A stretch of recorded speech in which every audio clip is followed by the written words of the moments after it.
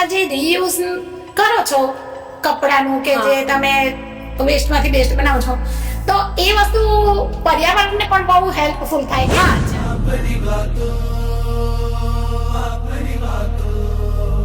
હા, જ્યાં ત્યાં કચરો નાખો એ પર્યાવરણને નુકસાન જ છે. એના કરતા એનો ઉપયોગ કરો.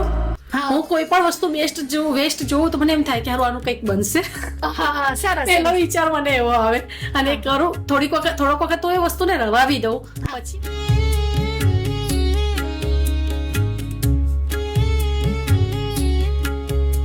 તમને ઘર અને કામની વચ્ચે આમ મેનેજમેન્ટ કરતા તમને કોઈ પ્રોબ્લેમ જેવું લાગ્યું?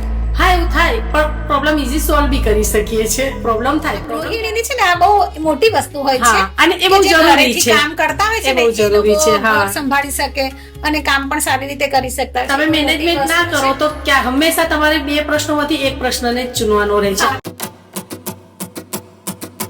આજની ગૃહિણીઓને તમે શું સંદેશો આપશો? એ માત્ર ઘર કામ કરીને બેસી રહેશે?